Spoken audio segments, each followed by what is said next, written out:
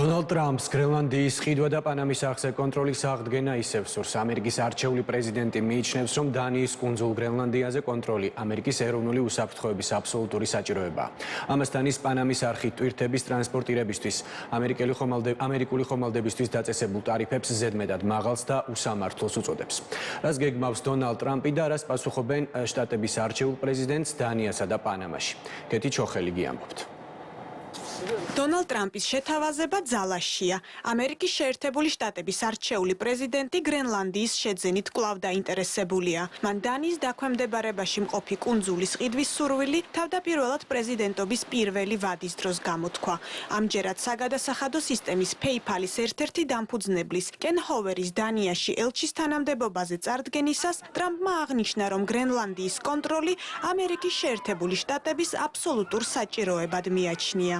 სოფლიოში ეროვნული უსაფრთხოების და თავისუფლების მიზნით ამერიკის შეერთებულ შტატებს მიაჩნია, რომ გრენლანდიის მფლობელობა და კონტროლი აბსოლუტური საჭიროებაა.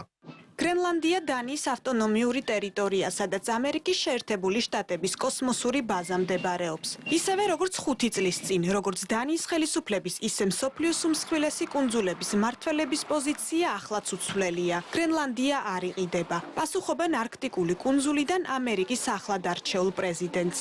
უცნაურია თუ კი მსოფლიოს ვაშინგტონის პერსპექტივიდან შევხედავთ. თითქოს მოსახლეობა და ქვეყნები არიან ელემენტები ამერიკულ თამაშში, რომელთა მორგებაც მათ საკუთარი შეხედულებით შეუძლიათ. გრენლანდია არის ქვეყანა და იქ მცხოვრებ ხალხს აქვს უფლება თავად გადაწყვიტონ საკუთარი განვითარება და ეს არ უნდა წყდებოდეს შეერთებული შტატებიდან. გრენლანდია კვლავ არ იყიდება. ისევე როგორც 2019 წელს, როდესაც პირველი შეთავაზება იყო. ჩვენ გვსურს გაზრდილი თანამშრომლობა ამერიკასთან, მაგალითად თავდაცვის, განათლების და ბიზნესის განვითარების კუთხით. თუმცა ჩვენ არ ვიყიდებით და ამერიკელების კონტროლს არ დავექვემდებარებით.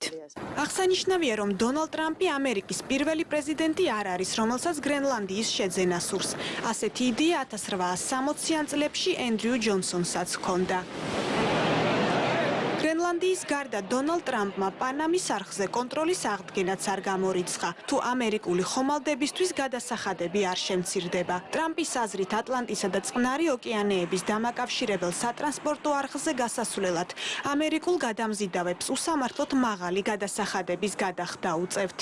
ჩვენ საზღვაო ძალებს და კომერციულ გემებს ეპყრობოდნენ ძალიან უსამართლოდ და არაკეთილსინდისიერად. პანამის მიერ დაწესებული გადასახადების სასაცილოა უკიდურესად უსამართლო, განსაკუთრებით იმ არაჩვეულებრივი კეთილშობილების ფონზე, რომელიც პანამის მიმართ გამოიჩინეს. ეს შეჩერდება. შეერთებულ შტატებს დიდი ინტერესი აქვს პანამის არხის უსაფრთხო, ეფექტურ და საიმედო ფუნქციონირებაში. თუ არ იქნება დაცული ამ დიდსულოვანი ჟესტის პრინციპები, როგორც მორალური, ისე იურიდიული, მაშინ ჩვენ მოვითხოვთ პანამის არხის დაბრუნებას ამერიკის შეერთებული შტატებისთვის სრულად, სწრაფად და კითხვის გარეშე. ამერიკის შეერთებული შტატების არჩეული პრეზიდენტის განცხადებებს უკმაყოფილება მოყვა პანამის ხელისუფლებაში. ქვეყნის პრეზიდენტმა ხოსე რაულ მულინომ აღნიშნა, რომ პანამის არხი და მისი მიმდებარე ზონა პანამელთა მემკვიდრეობაა. მან ასევე განმარტა, რომ ტარიფები დადგენილია საბაზრო პირობების, კონკურენციისა და არხის მომსახურების ხარჯების გათვალისწინებით. პანამის არხის და მისი მიმდებარე ზონის ყოველი კვადრატული მეტრი ეკუთვნის პანამას და ასე გაგრძელდება. ჩვენი ქვეყნის სუვერენიტეტსა და დამოუკიდებლობაზე მოლაპარაკება შეუძლებელია.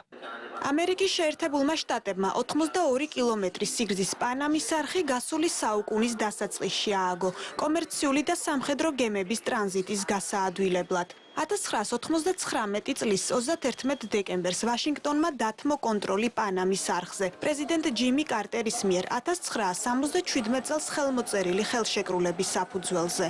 ოფიციალური სტატისტიკით ბოლო 1 წელიწადში ამერიკულმა ხომალდებმა პანამის არხით 160 მილიონი ტონა ტვირთის ტრანსპორტირება განახორციელეს, რაც გატარებული ტვირთის საერთო მოცულობის 3/4-ია. მეორე ადგილს პანამის წყალსატარით ტვირთების გადაზიდვის მიხედვით ჩინეთი იკავებს.